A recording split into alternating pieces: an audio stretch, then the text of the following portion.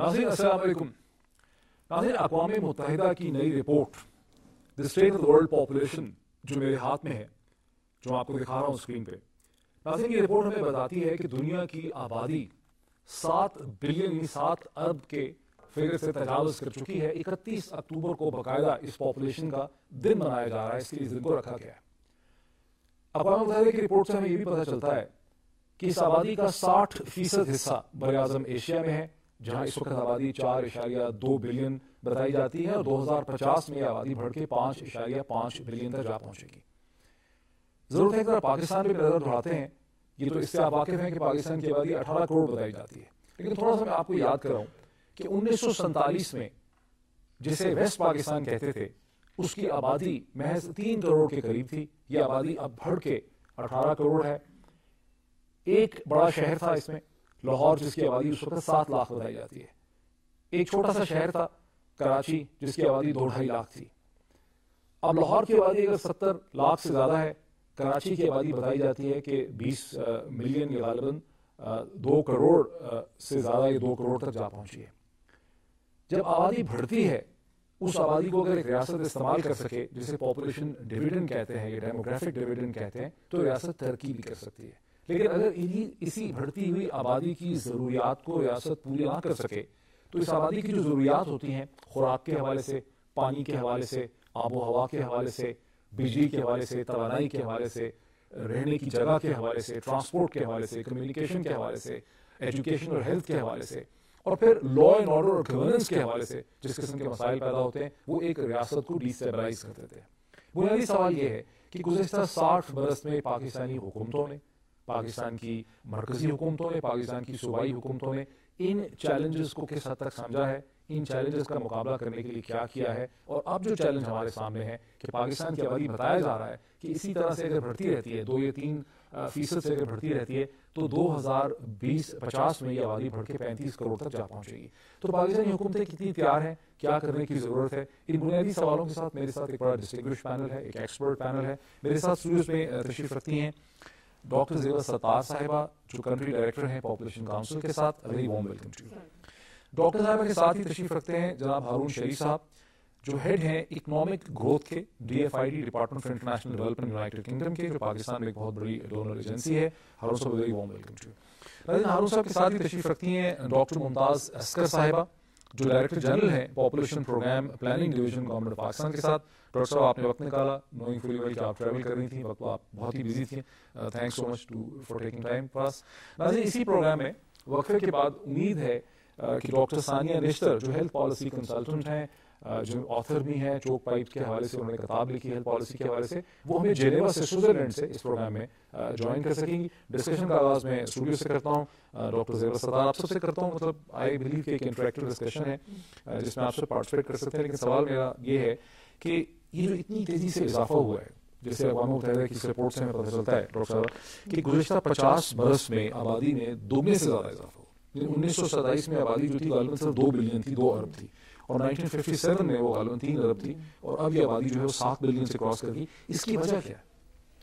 इसकी वजह, शुक्रिया मोहित सवाल का, मगर मेरे ख्याल से इसकी जो वजह है वो बहुत इंसानियत के लिए एक बहुत अच्छी चीज़ थी। वो ये था कि जो हमारी सेहत में बहुत ज़्यादा तरक्की इंसानियत में, यानी ये वैक्सीन जो इंट्रोड्यूस हुए और एंटीबायोटिक्स और 40s और 50s में, 1940s और 50s में, उससे पूरी इंसानियत में हेल्थ साइंसेस में जो तरक्की हुई, पब्लिक हेल्थ, जिसमें एपिडेमिक्स को प्रिवेंट कर लिया गया, इन्फेक्शंस फैल जाती थी, एग्जैक्टली मोर्टेलिटी का ऐसा डिक्लाइन हुआ, जो कि ऑफ कोर्स पाकिस्तान में भी उसका बहुत ही उसके फायदे हुए। और 1950 के बाद, इंडिपेंडेंस के फौरन ही बाद, हम लोगों ने भी इससे बहुत फ़ायदा लिया। एंटीबायोटिक्स बहुत सस्ते तौर पे फराहम हो गई पाकिस्तान में, तो शरह अमवात जो थी बहुत तेज़ी से गिर गई। और मगर ये था जो पाकिस्तान के अनोखीपन है, वो ये है कि जो शरह पैदाइश है वो कंटिन्यू करता रहा, वो ऊंचे लेवल पे ही रहा।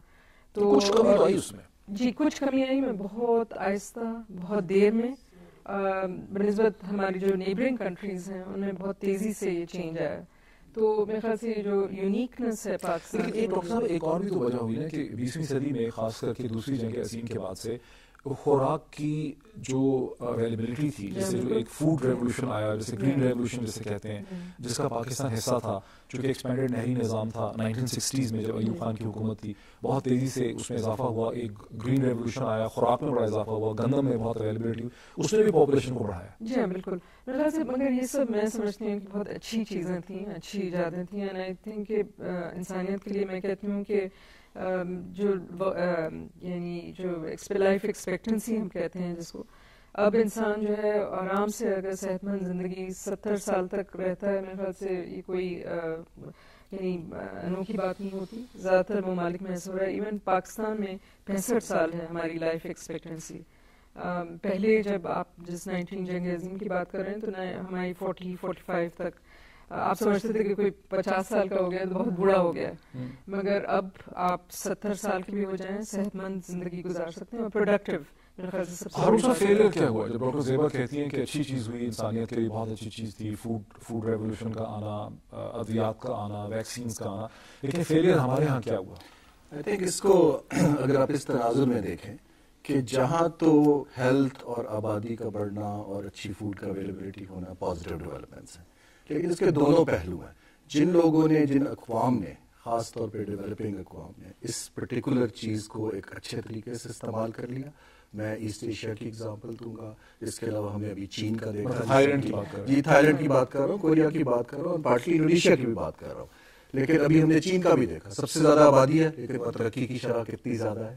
تو جنہوں نے تو اس کو اپنے فائدے کے لیے استعمال کر لیا ہے, اس کے لیے تو یہ بہت اچھی چیز ہے. لیکن جہاں اقوام اس پر پلاننگ نہیں کر سکتی, جہاں آپ نے کہا فیلور کہاں ہو رہا ہے, وہاں پر یہ ہے کہ یہ ایک اتنی بڑی تبدیلی ہے جو ڈیموگرافی کی, اگر تو آپ اس کو اپنے فائدے کے لیے نہ صرف اکنامک گروتھ بلکہ سوشل فائدے کے لیے استعمال کر پاتے ہیں, پھر تو یہ بہت اچھی چیز ہے. ادروائز اس کے خطرات بھی بہت ہیں, کیونکہ آپ کے وسائل بڑے لمیٹڈ ہیں. اگر کر سکتے ہیں لیکن ہم کیوں نہیں کر سکے؟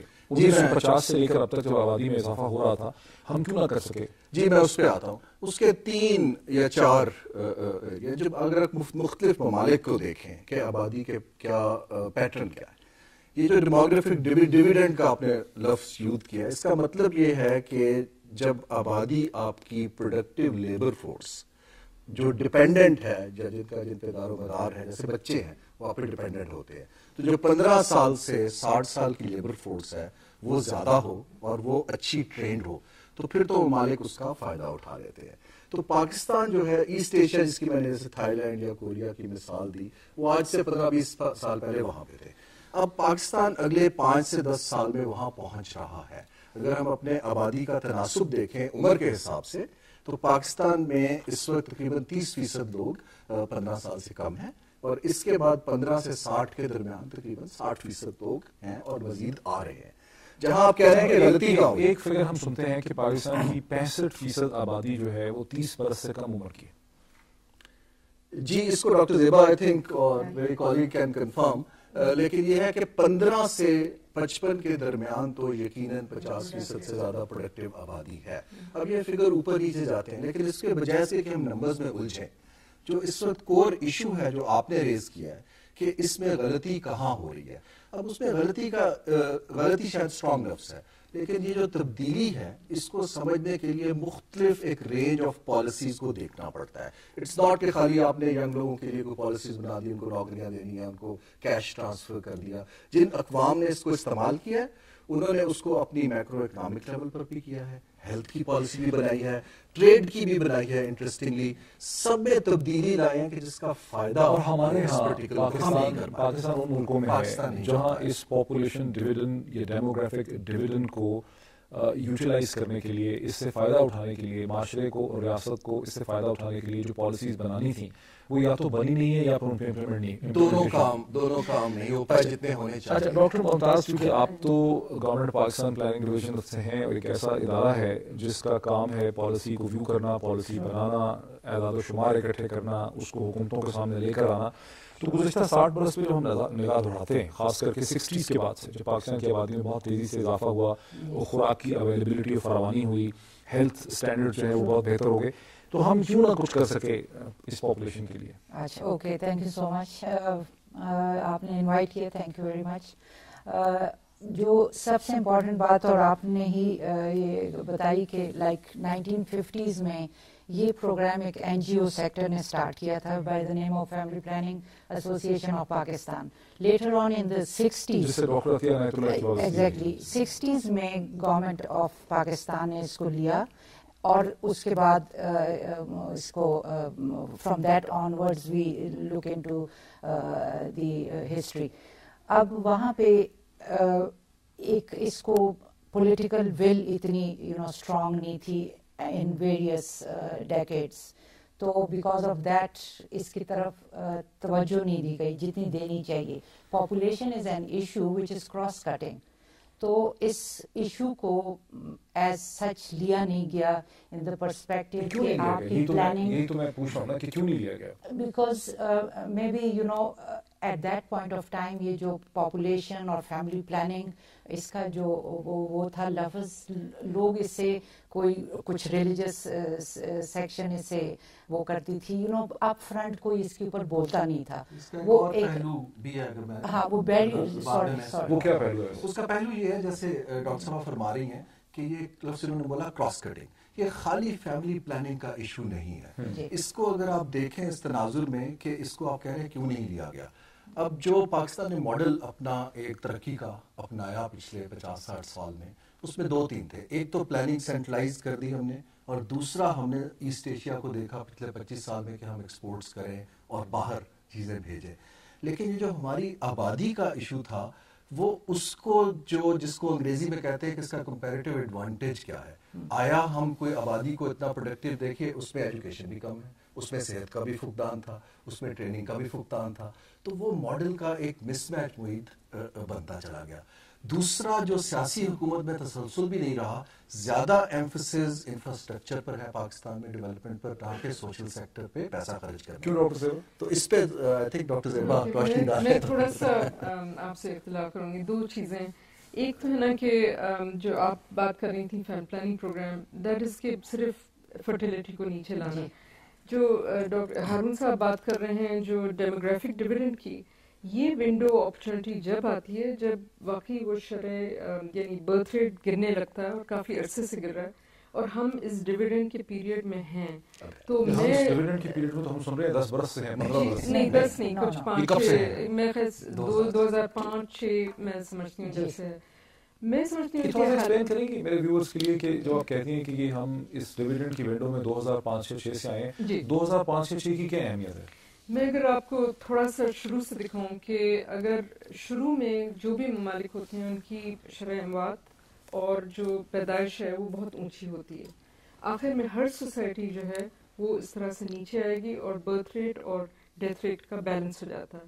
بیچ میں ایک حصہ ہوتا ہے جبکہ برتھ ریٹ گرنے لگتا ہے، اور کافی عرصے سے ہمارا 1990 کے قریب گرنے لگا. اور جب آپ کی جو بچوں کی جو تعداد ہے وہ فلیٹن آؤٹ، جیسے اب بچے جو ہیں وہ میرے خیال سے ہماری 60 ملین کے قریب بچے رہیں گے انڈر 15، اور وہ کافی عرصے تک رہیں گے. ہماری جو کام کرنے والی پاپولیشن ہے، یعنی 10 سال سے زیادہ عمر یا 15 سال سے زیادہ لے کے 60 تک، وہ بڑھتی جائے گی. جو آپ کہہ رہے ہیں نا ہم لوگ 35 کروڑ ہو جائیں گے، تو وہ 35 کروڑ میں زیادہ تر جو ہوگا ورکنگ ایج پاپولیشن. تو ایک یہ بہت بڑا موقع ہے پاکستان کے پاس کہ کمانے والی جو ایج ہے، جو کام کرنے والی پروڈکٹیو ایج ہے، اکانومی میں کنٹریبیوٹ کر سکتی کم ہو گئے ہے. ہیں. اور خاص طور پہ جو بچے جو آپ پہ ڈیپینڈنٹ ہوتے ہیں، کیونکہ اس کا خرچہ زیادہ ہوتا ہے، کنزمپشن پڑھانا ہے، ان کی کنزمپشن ہے، ان کی اپنے صحت کا خیال کرنا ہے، سیونگ زیادہ ہوتی ہے. کیونکہ وہ جو شرح ہے پیدائش کی اگر گر رہی ہو اور زیادہ پیداواری یا پروڈکٹیو پاپولیشن بڑھ رہی ہو، تو وہ والی اپرچونٹی جو ہے وہ زیادہ دیر نہیں رہتی. لیکن اس اپرچونٹی کو جن ممالک کا میں نے پہلے تذکرہ کیا، انہوں نے اس کو بڑے مؤثر طریقے سے استعمال کر لیا.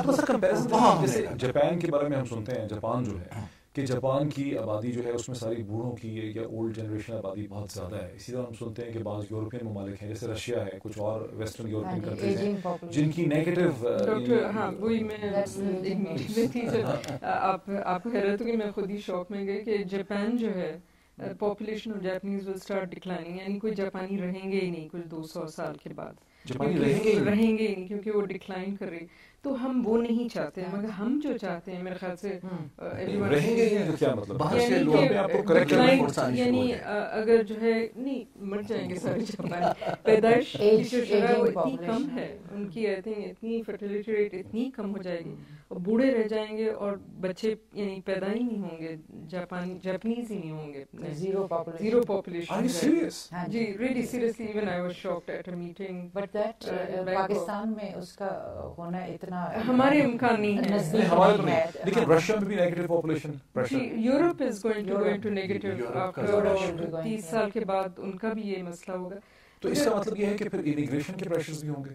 جی, اور سب سے بڑی بات اس رپورٹ میں جو ہے میں سمجھتی ہوں یہ ہے کہ اگر ہم دنیا کو اکٹھا دیکھیں نا, ایک اگر ہم لوگ ہیں گلوبل ون, گلوبل کامنس کی بات ہوتی, تو پھر یہ نہیں کہ 7 بلین کو یہ پورا جو پلانٹ ہے یہ اکوموڈیٹ نہیں کر سکتا ڈیفینیٹلی.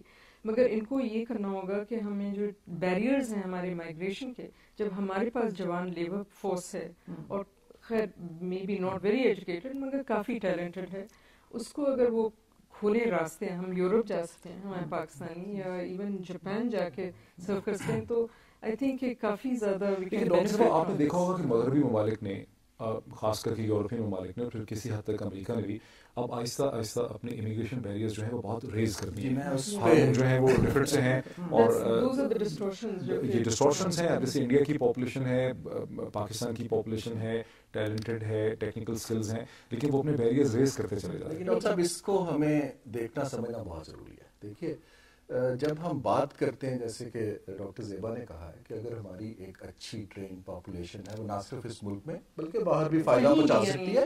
فلپینس کی جو ہے بہت زیادہ ریمیٹنسز جو ہے پچھلے 5 سال میں صرف اچھی لیبر فورس کو باہر بھیج کر ہے. لیکن اس وقت مجھے اگلے 5 سال میں خاص طور پہ مغربی ممالک میں وہ فلیکسیبلٹی نہیں نظر آ رہی, کیونکہ ان کا ریسیشن چل رہا ہے. اور جو آپ نے ذکر کیا کہ اپنے امیگریشن کے لاز, سیکورٹی کے علاوہ flexibility of what, actually taking labour force, اب ان کو آپ باہر سے امیگرینٹس کو ابزارب کرنے کی, وہ ہمیں نہیں نظر آتی ایز این اکانومسٹ اگلے 5 سال. امریکہ کہاں کھڑا ہے؟ اس کی آبادی بہت تیزی سے بڑھ رہی ہے, ینگ آبادی ہے, وہ کس طرح کی آبادی ہے, پاپولیشن ہے؟ اس کی آبادی جو ایک ٹیلنٹ پول کا انڈیکس بنتا ہے, امریکہ اس میں پہلے 5 ممالک میں بڑے صاف طور پہ آتا ہے, بلکہ پہلے 2-3 میں آتا ہے. سو جو ٹیلنٹ پول ہم کہتے ہیں کہ پروڈکٹیو, کریٹو, جو اچھا ٹیلنٹ ہے, تو وہ تو اس میں آتا ہے. ایجوکیٹڈ, ہیلدی ورک فورس ہے, رہنے کو گھر ہے, چلنے کو سڑک ہے, کمیونیکیٹ کرنے کے لیے ٹیلی کمیونیکیشن ہے. ہاں, پاکستان جیسے ملک کو یہ سوچنا پڑے گا کہ اول تو پہلے ہم نے اپنا قبلہ یہ درست کرنا ہے اس ملک نے کہ آپ نے اس میں انویسٹمنٹ بڑھانی ہے اور اس آبادی کو یوز کرنا, اور اس کو 1-2 سال کی بات نہیں ہے, وہ 4 سے 5 سے 10 سال کا کام ہے.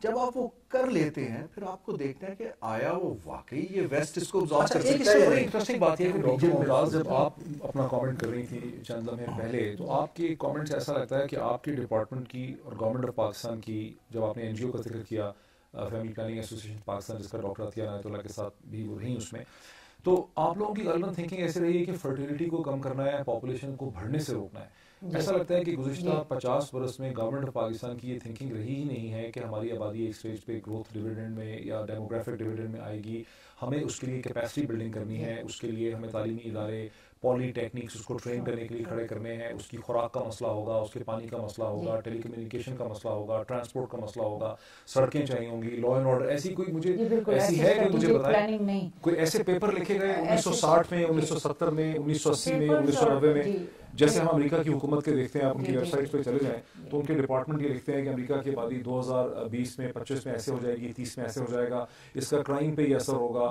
میں کل رات کو بیٹھ کے پروفیسر اسٹیفن وارلڈ کا پیپر پڑھ رہا تھا امریکہ کے ڈیکلائن کے حوالے سے, تو وہ ابھی سے یہ ان کے ہر وقت کتابیں چھپتی ہیں, پیپر چھپتے ہیں کہ ہمارا ڈیکلائن ہو رہا ہے, اب ہم ہائپر پاور نہیں رہیں گے, ہم یونیپولر نہیں رہیں گے, ہمیں اس کے لیے کیا کرنا ہے. ہمارے یہاں کوئی ایسی تھنکنگ تھی گزشتہ 20-25-30 سال میں؟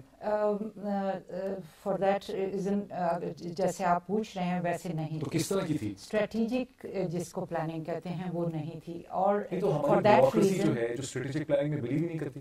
نہیں, اب جس کا ابھی میں ذکر کروں گی وہ یہ ہے کہ ریسرچ اور وہ بیکڈ اپ نہیں تھا اس کے، you know everything needs to be research base, اور اس کے اوپر تب آپ پلان کر سکتے ہیں. ہمارا پلاننگ تھوڑا سا اس حوالے سے نہیں دیکھا جا رہا تھا، اور اسی وجہ سے ویژن 2030 پاکستان ہے 8 10 15 ممبر ہوں گے اس کے، تو کیا کر رہا تھا پلاننگ؟ نہیں ڈیفینیٹلی یہ نہیں ہے کہ کوئی بلیم گیم ہے یا some thing like that.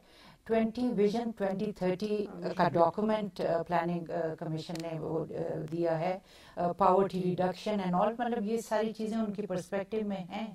Actually جو ایک اسٹیئر کرنا چاہیے اور وہ ہے وہ یہ پاپولیشن پہ اتنی فوکس اور پرائرٹی، جیسے میں نے پہلے بھی کہا، پرائرٹی نہیں دی جاتی تھی. اور اسی طریقے سے آپ دیکھتے ہیں بیکاز انکنسسٹنسی ہوتی ہے، گورنمنٹ چینج اوور بہت کوئک تھا، مارشل لاز از دیٹ بہت بیک برنر پہ یہ چیزیں چلی گئیں. And that is the reason کہ ہم نے جو اس کے ساتھ بہت لنکیج ہے اور ڈٹرمنٹس کا وہ بھی نہیں تھے. لائک لٹریسی ایک اس کا بہت بڑا ڈٹرمنٹ ہے، اور girl child education is a very important aspect of it.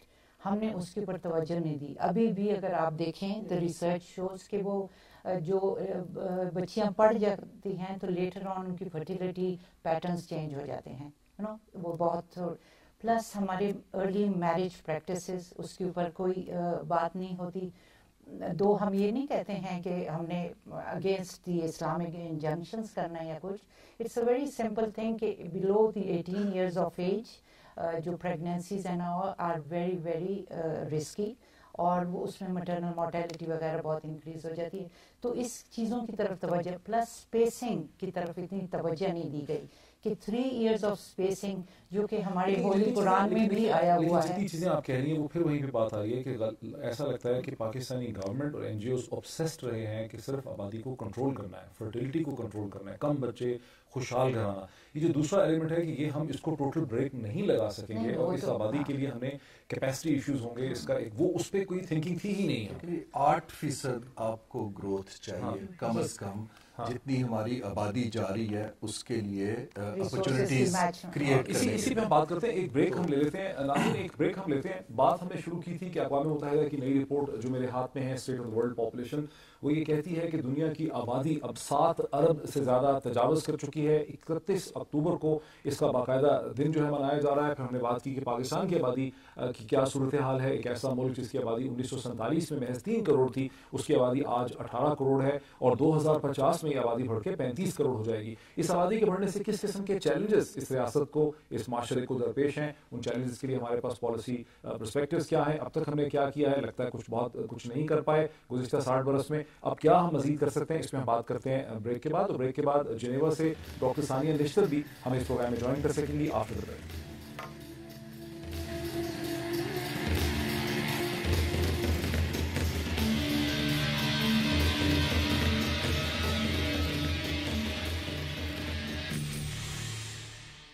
ناظرین ویلکم بیک ٹو سوچتا پاکستان. ہم بات کر رہے ہیں کہ دنیا کی آبادی، اقوام متحدہ کی رپورٹ بتاتی ہے کہ دنیا کی آبادی 7 ارب کے مارک کو کراس کر چکی ہے. پاکستان جس کی آبادی 1947 میں محض 3 کروڑ تھی، آج پاکستان کی آبادی 18 کروڑ سے زیادہ ہے. بتایا جاتا ہے کہ 2050 میں یہ آبادی بڑھ کے 35 کروڑ تک جا پہنچے گی. ڈسکشن آپ نے ہماری وقفے سے پہلے دیکھی ہے. وقفے کے بعد ہمیں جنیوا سے، سوئٹزرلینڈ سے ڈاکٹر ثانیہ نشتر جو ہیلتھ پالیسی ایکسپرٹ ہیں اور ہارٹ فائل NGO کی فاؤنڈر پریزیڈنٹ ہیں، وہ ہمیں اس وقت جوائن کر رہی ہیں جنیوا سے وائر ٹیلی فون. ڈاکٹر ثانیہ نشتر، ویری وارم ویلکم. السلام علیکم. السلام علیکم جی، بہت شکریہ. ڈاکٹر ثانیہ، آپ ہیلتھ پالیسی ایکسپرٹ ہیں، آپ اس حوالے سے ایک NGO کی پریزیڈنٹ ہیں، فاؤنڈر پریزیڈنٹ بھی ہیں. پاکستان کی بڑھتی ہوئی آبادی میں ہیلتھ پالیسی چیلنجز کو آپ کیسے دیکھتی ہیں؟ دیکھیے جی، پاپولیشن تو ہر چیز کا ڈینومینیٹر ہوتا ہے. ڈیولپمنٹ کا بھی ڈینومینیٹر ہوتا ہے اور ہیلتھ کا بھی ڈینومینیٹر ہوتا ہے. اب وہ ہر چیز کے لیے ہی ایک پرابلم کھڑا کرتا ہے. بڑھتی ہوئی آبادی جو ہوتی ہے وہ ہیلتھ کے لیے ایک سروس ڈیلیوری چیلنج بن جاتی ہے، کیونکہ جہاں آپ 100 بلین کی پلاننگ کریں وہاں لوگ 180 ملین ہو جائیں، تو آپ کا جو سروس ڈیلیوری انفراسٹرکچر ہے جس سے آپ لوگوں کو سروسز پہنچاتے ہیں ہیلتھ کی، اس میں ایک کوانٹیٹیو پرابلم آ جاتا ہے. آپ جیسے ڈاکٹر صاحب کیا کہیں گی کہ پاکستان کا جو اس وقت ہیلتھ ڈیلیوری اسٹرکچر ہے, جو لاجسٹک اسٹرکچر ایگزسٹ کرتا ہے, یہ کتنی سائز کی پاپولیشن کے لیے اس وقت کیٹر کرتا ہے چاروں صوبوں کے اندر اور فیڈریشن میں؟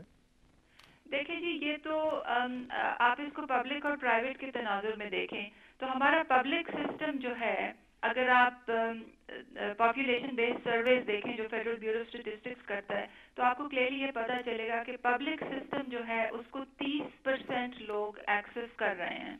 تو وہاں سے آپ کو ایک انڈائریکٹ میجر مل جاتا ہے کہ جو ہمارا پبلک سسٹم ہے وہ 30% لوگوں کے لیے بھی ناکافی ہے.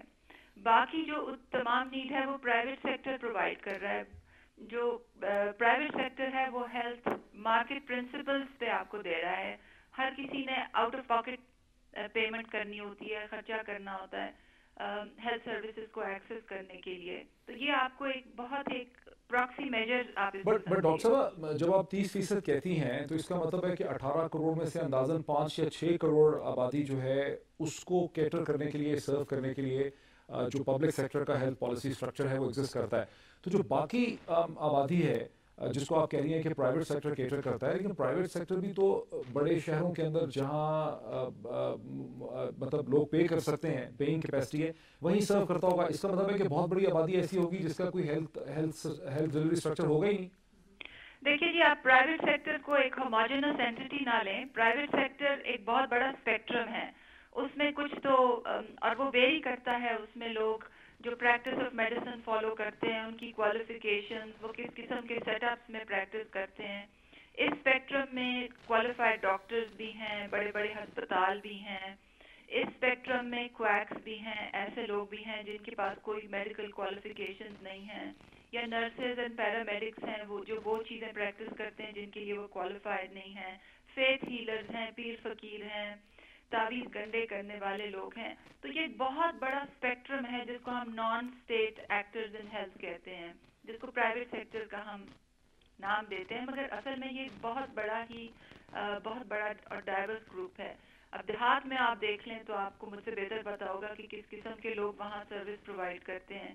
ہائی اینڈ شہروں میں کچھ بہتر سروسز ہیں, مگر کوالٹی ایشو دونوں میں ہے, کیونکہ ہمیں کچھ پتہ نہیں ہے, حکومت کا کوئی ایک ریگولیٹری سسٹم نہیں ہے, کوئی اوور سائٹ سسٹم نہیں ہے کہ پرائیویٹ سیکٹر کس کو کیا پرووائڈ کر رہا ہے, کس کاسٹ پہ پرووائڈ کر رہا ہے, کیا کوالٹی وہ دے رہا ہے. اچھا, میرے ساتھ رہیے, ابھی ہم اس پہ آتے ہیں دوبارہ ڈسکشن پہ. اس پہ چلتے ہیں کہ اب ہمیں کیا کرنے کی ضرورت ہے. گزشتہ 60 برس میں تو بہت کچھ جو کرنا تھا وہ نہیں کر سکے. اب کیا آپ لوگ, اگر آپ لوگ ایک گورنمنٹ ایڈوائزری پینل ہوں تو کیا ایڈوائز کریں گے آپ فیڈرل گورنمنٹ کو, پروونشل گورنمنٹس کو, کیا کرنا چاہیے؟ میں سمجھتی ہوں کہ سب سے پہلے تو جو ہارون صاحب اور ڈاکٹر ممتاز نے ذکر کیا کہ we must invest in the quality جو ہماری پاپولیشن کے, education we've talked enough about education and capacity building, skill set, خالی ایجوکیشن سے تو but that goes without saying. مگر I think اس سے زیادہ شاید پہلے یا وہ ضروری جو ہے وہ بات یہ ہے کہ ہماری پہلی جب 1960s 70s میں جب فیملی پلاننگ پروگرام تھا تو یہی ہو رہا تھا کہ ہم ڈیمانڈ کریں کہ لوگوں کو کہیں کہ 2 بچے اچھے اور خوشحال کرانا, یہ سب چھوڑ دیں. میرے خیال سے ہم سروسز دیں ان عورتوں کو اور ان کپلز کو اور ان فیملیز کو, اور بے شمار ہیں, وہ 7 ملین کی تعداد ہے جو کہ کہہ رہے ہیں, سرویز میں کہہ رہے ہیں, اور یہ کنفرم بات ہے کہ ہمیں اور مزید بچے نہیں چاہیے اور ہمیں بچوں میں وقفہ چاہیے. ہمارے پاس سروسز نہیں آ رہی, یعنی ہمارے پہنچ ہی نہیں ہے. ڈاکٹر ثانیہ کی میں بات لے کے جاؤں گی کہ, اور آپ بھی میرے خیال سے اسی کو انڈر لائن کر رہے تھے کہ بہت سے دیہی علاقے ہیں جہاں پبلک پرائیویٹ کچھ بھی نہیں ہے, سروسز ہی نہیں ہیں, اور ہماری سروس یہی دکھا رہی ہیں کہ وہ جو ہے نا بہت ہی آبویس گیپ ہے اور ہم انویسٹ نہیں کر پا رہے ہیں, ہم ان تک سروسز نہیں پہنچا پا رہے. لیکن اگر 7 ملین اگر ہمیں پبلک فنڈز کو خرچ کرنا ہو اور حکومتی فوکس کو ڈیولپ کرنا ہو کسی پالیسی کے اوپر, تو پریکٹیکل پوائنٹ آف ویو سے آبادی تو ہزاروں طریقے سے بڑھ رہی ہے. مطلب ایک بہت بڑا ایک اژدہا ہے آبادی کا, ایک بہت بڑا افریت ہے آبادی کا جو بڑھ رہا ہے, اور اس کو کنٹرول کرنے کا کوئی نوب یا بٹن تو کسی حکومت کے پاس, ایک سیکٹر کے پاس نہیں ہے. ٹھیک ہے, سو اگر ہم کچھ بھی کریں اس کے پھر بھی جیسے چائنا میں ہم دیکھ رہے ہیں گزشتہ 30 برس میں انہوں نے بہت اسٹرگل کی, ون پالیسی کی, انہوں نے لوگوں کو اریسٹ کر لیا, شادی کی عمر مقرر کر دی, کمیون سے آپ کو سرٹیفکیٹ اور NOC لینا پڑتا ہے شادی کرنے کے لیے, 28 برس سے کم عمر کی عورت غالباً شادی نہیں کر سکتی, لوگ اریسٹ ہو گئے, جیلوں میں ڈال دیا, اور بچوں کو چھین بھی لیا بعض انسٹانسز میں. اگر آپ اسٹوریز دیکھیں اس کے باوجود آبادی بڑھتے ہی یعنی وہ رکی نہیں, اس کی بریکس نہیں لگی ہیں.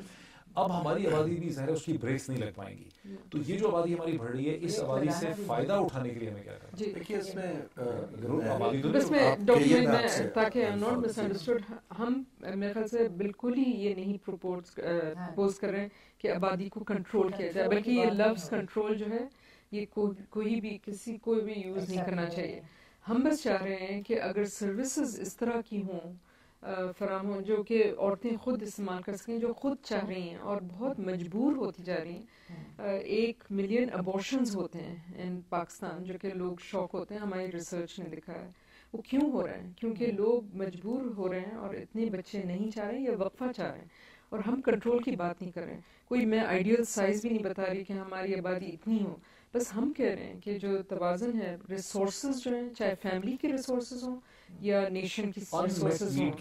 انمیٹ نیڈ مینس کہ لوگ جیسے انمیٹ نیڈ فار ایجوکیشن ہو سکتا ہے, inanimate need for family planning, and there is a huge. یہ جو رپورٹ ہے اس میں آپ دیکھیے کہ ایشیا میں جہاں موسٹ آف ایشیا جو ہے وہ فرٹیلیٹی ڈکلائن میں ہے یا نیگیٹو پاپولیشن ہے. پاکستان جو ہے ایک ملک رہ گیا, ایک جو سب سے بڑا ملک ہے ایشیا میں جس کی انمیٹ نیڈ اتنی ہائی ہے. انڈیا کی کیا صورت ہے؟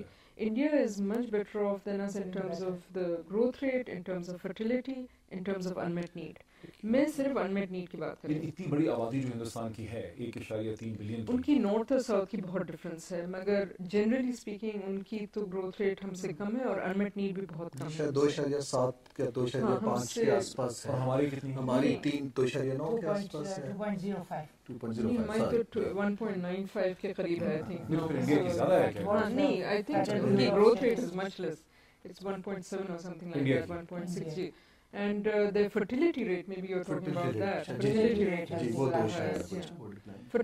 is different. وہ ہے کہ جو جتنی ایک عورت ایوریج پہ کتنے بچے پیدا ہمارے اباؤٹ. جی میں ڈاکٹر صاحب کی بات پر جو انہوں نے ذکر بھی کیا, اس میں 2-3 چیزیں تو بڑی کلیئر ہیں جو ثانیہ نے بھی کہا ہے, زیبا بھی کہہ رہی ہیں, انمیٹ نیڈ کی بات ہے. 2-3 چیزیں تو بہت کلیئر ہیں کہ اب بہت سے ڈیولپنگ کنٹریز میں خصوصاً پاکستان میں آپ کو ترجیحات کو بدلنے کا وقت آ گیا ہے. ٹھیک ہے, اب اس کو آپ نے کیسے کرنا ہے, ترجیحات سے میرا مطلب ہے کہ آپ کی انویسٹمنٹ کی ترجیحات کیا ہے. اگر تو اس اپرچونٹی کو پاکستان نے استعمال کرنا ہے تو ہیومن ڈیولپمنٹ کے اوپر اس وقت انویسٹمنٹ کرنی پڑے گی. اب اس کا ایک میکرو سوال ہے کہ کیسے. اچھا, اب اس کے لیے ایک تو ہماری ری ایکشن کی پالیسیز ہے, ابھی 6 ماہ گزار لیں, 1 سال گزار لیں اور پھر دیکھیں گے. وہ اس کے بغیر چارہ نہیں ہے کیونکہ ملک کے حالات اس وقت معاشی اس قسم کے. لیکن آپ کے پاس ایک گیم پلان 10 سال کا ہونا بے تحاشا ضروری ہے, کیونکہ یہ جو ونڈو آف اپرچونٹی ہے اگر اس کو کیش کرنا ہے تو اس 10 سال کے پلان میں آپ 1-2 سال بے شک اس کو ایڈجسٹ کر لیں, لیکن وہ ترجیحات بدلنی پڑے گی, چاہے پبلک پریشر سے بدلی جائے, چاہے اس کو جو ہے کیا کہتے ہیں سول سوسائٹی اس کے اوپر کام کرے, نمبرز ڈالے. انٹرنیشنل کمیونٹی کی لیوریج نہیں ہے پاکستان. 10 سال کا گیم پلان ہونا چاہیے. جی یہ میرا تو 10 سال کا گیم پلان ہے کوئی, اور ہے تو اس میں کیا لکھا پلان ہے وہ, اور وہ بڑا دیٹس ویری امپورٹنٹ آلسو کہ ہمیں سوچنا ہے کہ ہم نے پرائرٹیز سیٹ کرنی ہے اپنی. اور گیم پلان جو ہے ہونا یہ ہے چاہیے جو کہ جو ہماری سروسز ہیں ٹو دا ریموٹسٹ رورل ایریاز میں پہنچ جائیں. سو ٹیگ نمبر 1 ول بی کہ آپ کی ایکسپینشن آف دوز سروسز ہوں جو کہ نہیں ہو رہی ہیں. سیکنڈلی ایک universal access to reproductive health family planning ہر جگہ میں پہنچ جانی چاہیے. That is how the unmet need کو ہم کم کر سکیں گے. 25% ہے انمیٹ نیڈ جو کہ ہمارے اسٹیٹسٹکس شو کر رہے ہیں, تو اس کو ہم نے کم کرنا ہے. اس کے بعد ہم نے جو ہمارا CPR ہے جو 30 پہ اسٹیگننٹ ہو گیا ہے اس کو بڑھانا ہے. جو کانٹرسیپٹیو پریولنس ریٹ ہے اس کو بڑھانا ہے, جو بالکل ہی اگر ہم 60 پہ لے کر جائیں گے تو جا کے 2020 میں ہمارے لیے دی فگرز ریپلیسمنٹ لیول فرٹیلیٹی ہوگی. اور جن ممالک کی ہم بات کر رہے ہیں جیسے سارک کنٹریز کی کر لیں, اور جو ہمارے نیبرنگ کنٹریز ہیں اور ایون مسلم کنٹریز جو ہیں ان سب کی جو میرا سوال تو تھا کہ آپ کے پاس کوئی 10 سال کا ایکشن پلان ہے، لیکن آپ تو کہہ رہی ہیں کہ کیا ہمیں کرنا چاہیے اصولی طور پر، لیکن کیا کوئی پلان ہے؟ اس وقت میں آپ کو بتا دوں کہ پلان ہے کہ ڈیوالو، کیونکہ اس وقت سینیریو یہ ہے کہ 18th امینڈمنٹ کے بعد یہ پروگرامز جو ہیں ڈیوالو ہو گئے ہیں. منسٹری آف پاپولیشن ویلفیئر کا جو پروگرام تھا ڈیوالو سبجیکٹ ہے، health is a devalue subject now. تو اس سینیریو میں ڈاکٹر ثانیہ آپ سن رہی ہیں ساری ڈسکشن کو، ہیلتھ اب ایک ڈیوالو سبجیکٹ ہے جسے فیڈریشن سے حوالے کر دیا گیا ہے صوبوں کے، اس سے کیا فرق پڑا ہے؟ میں آپ ان تینوں کی کانورسیشن سن رہی تھی. پہلے تو آن دا 10 ایئر پلان اگر آپ مجھے 1 منٹ دے دیں، 3 موٹی باتیں میں کہنا چاہوں گی. پہلی بات یہ پالیسی کنسسٹنسی. اگر ایک گورنمنٹ آ کے ایک کام کرے گی، دوسری اس کو انڈو کرے گی، تیسری نیا کام شروع کرے گی، تو کبھی بیسٹ ریفارمز بھی ان پلیس نہیں ہو سکیں گے. تو پاکستان کے پاس کوئی پالیسیز پلان 10 سال کے روڈ میپس کی کوئی ڈرتھ نہیں ہے. Issue is policy consistency and accountability of decisions, number 1. Secondly, linked to the issue of unmet need is delivery capability. Government کی جو ڈیلیوری کیپیبلٹی ہے وہ بہت بری طرح ایروڈ ہو چکی ہے. اسکول بند پڑے ہیں، BHU سے دوائیاں پلفر ہو جاتی ہیں، کانٹرسیپٹیو بازار میں بک جاتے ہیں، ویسٹ ہو جاتے ہیں. تو جو گورننس کیپیبلٹی ہے اور جو سوشل سیکٹر ڈیلیوری کیپیبلٹی ہے وہ ایک بہت بڑا بگ ٹکٹ ایشو ہے. اس میں آپ ڈاؤن اسٹریم چیزوں پہ فوکس نہیں کر سکتے، اس کے ساتھ لنکڈ بہت بڑے ایجنڈاز ہیں. اور number 3 economic focus on economic growth. Because جہاں بھی آپ نے ملکوں میں دیکھا ہے لوگوں کی حالت بہتر ہوئی ہے، people have been lifted out of poverty, population decline ہوا ہے، وہاں جو اوور رائڈنگ فیکٹر از کہ meso economic growth, equitable policies, women empowerment اور ان چیزوں کا جو ناک آن افیکٹ ہوتا ہے آن سوشل سیکٹر امپروومنٹ اور پاپولیشن کنٹرول، وہ بہت ہی اس کا کوانٹم اور ہوتا ہے. اب آپ کی جو بات ہیلتھ اور ڈیولوشن کے بارے میں، ڈیولوشن ایک بہت اچھی چیز ہے سوشل سیکٹر میں، مگر بات یہ ہے کہ آپ کیا چیز ڈیوالو کر رہے ہیں. نمبر 1 ہیلتھ میں بہت سی چیزیں آلریڈی ڈیوالو تھیں.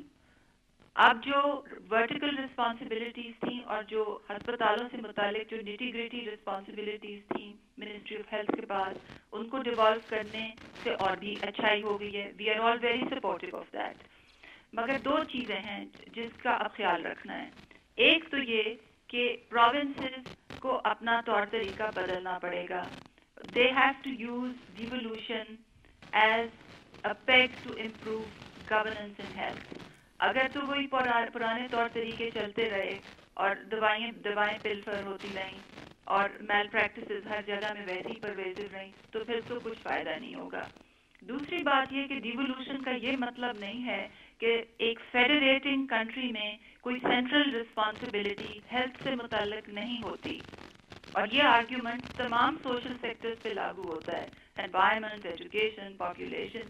لیکن جب آپ نے ہیلتھ منسٹری کو ڈیوالو کر دیا، آپ نے ایک منسٹری رکھی ہی نہیں، آپ نے ایک باڈی نہیں رکھی، آرگنائزیشن نہیں رکھی، تو وہ پھر سینٹرل رسپانسبلٹی کو کون لے گا؟ کون ہوگا اسلام آباد میں اس سینٹرل رسپانسبلٹی کا ذمہ دار؟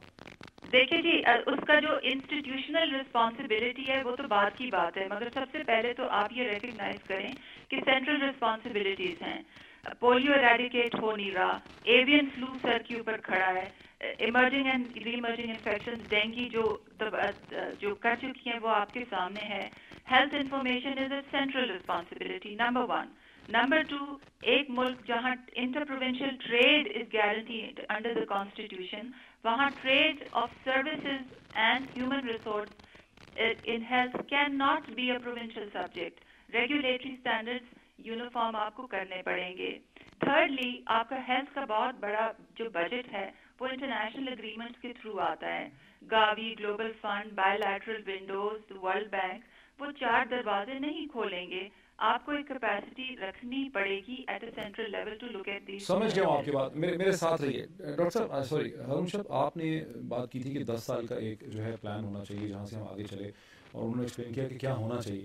کوئی پلان آپ کو نظر آتا ہے, مطلب گورنمنٹ آف پاکستان کے پاس کوئی 10 سال کا پلان ہے؟ جی ہے, بلکہ میں اس کو ابھی دیکھ رہا تھا, جو ابھی انہوں نے ایک نیا گروتھ کا پیپر چھاپا ہے, اس کے اندر وہ یوتھ اور کمیونٹی انگیجمنٹ کی بات کرتے ہیں.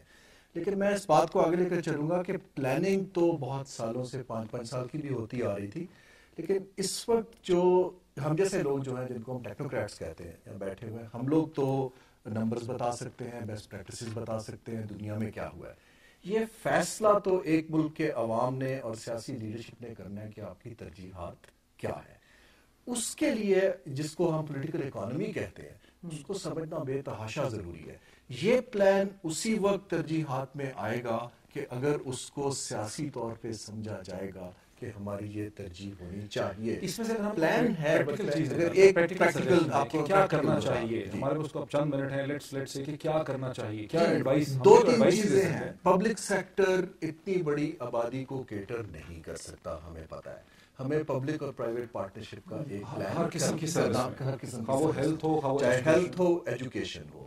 یوتھ جو ہے اس کو مین اسٹریم اکنامک اپرچونٹیز اور میں انوالو کرنا پڑے گا, کیونکہ آپ کی وہ سب سے بڑا سیگمنٹ ہے.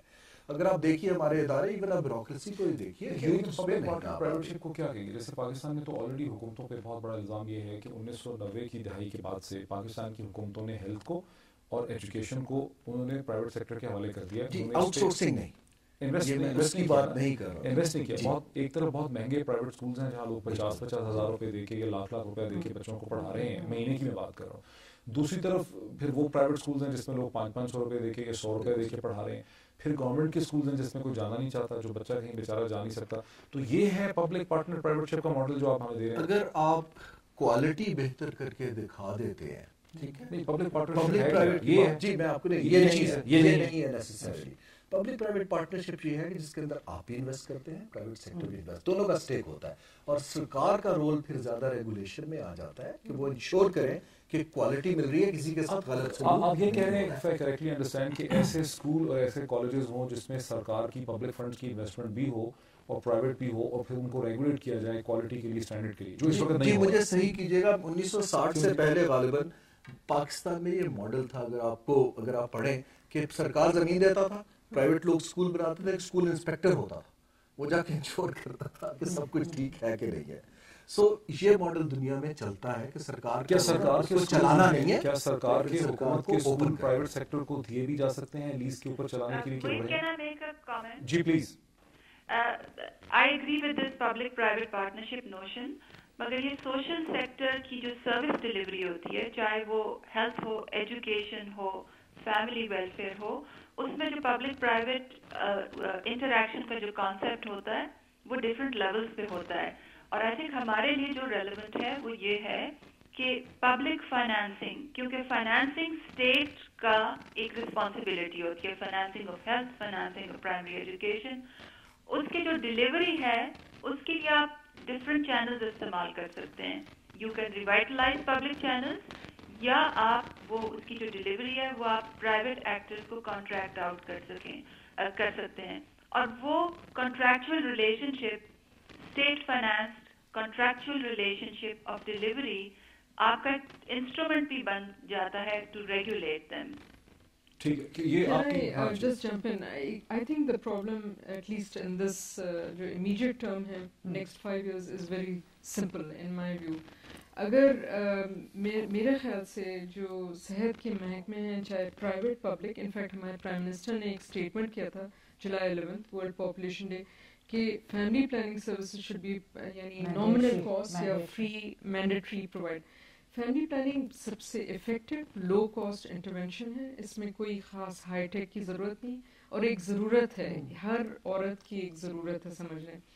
اور میں سمجھتی ہوں کہ بہت منیمل کاسٹ میں اگر contraceptives government donors are providing at the moment وہ پرووائڈ کر دے, تو میرے خیال سے پرائیویٹ سیکٹر بھی پرووائڈ کر سکتا ہے اور پبلک سیکٹر بھی. ابھی تک ہمارا ہیلتھ کا جو اسٹیبلشمنٹ ہے انہوں نے فیملی پلاننگ کو اپنا سمجھا ہی نہیں, نہ وہ ڈلیوری ہو رہی ہے. میرے خیال سے there is a block with it. The second point I want to make is کہ اگر provinces میں service delivery, I think simply اگر ایک ایک پروونس کو یہ ریئلائزیشن ہو جائے, یہ ڈی لنک ہو جائے, یہ جو نیشنل فائنانس شیئرز جو ہیں نا, they are linked with the population, NFC share.